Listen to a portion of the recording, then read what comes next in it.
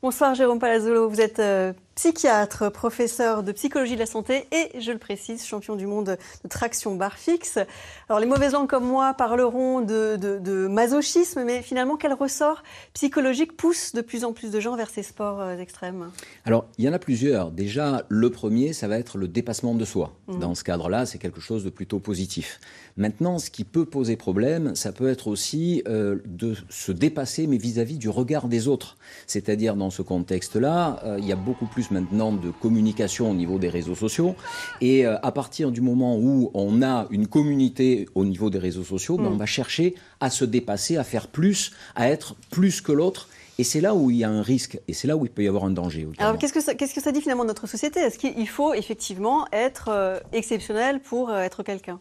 Et parfois, c'est un peu l'image que nous renvoient les réseaux sociaux. Maintenant, l'objectif, c'est justement de revenir à quelque chose de beaucoup plus sain, beaucoup plus adapté. Peut-être revenir à une pratique du sport qui serait pour la santé, et comme je le disais, qui serait vis-à-vis de soi-même. C'est-à-dire pour essayer de se dépasser et essayer de dépasser ses propres limites. Mais comme on le disait dans le reportage, pas non plus aller trop loin. Ouais, mais vous qui êtes médecin, il y a effectivement une question d'endorphine, hein. C'est chimique dans le cerveau tout ça, non? Ah, complètement. Les endorphines, c'est une molécule qui, sur sa structure, ressemble énormément à la morphine. Et donc, il y a des personnes qui se shootent littéralement au sport parce que le cerveau fabrique énormément d'endorphines et ces personnes ont besoin de ces endorphines. Et c'est là où on peut tomber dans l'addiction. Alors justement, finalement, à quel moment est-ce qu'on tombe dans une addiction qui peut être néfaste, mauvaise pour soi-même?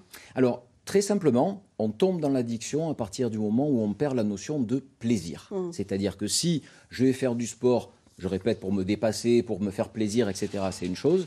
Maintenant, si je vais faire du sport alors que j'ai une tendinite, alors qu'il fait froid, alors que j'ai pas envie, eh bien peut-être que dans ce cas-là, on est en train de dépasser des limites et de tomber dans l'addiction, justement. Alors, dernière question, vous qui êtes champion du monde de traction, est-ce que vous êtes dans le plaisir ou dans l'addiction?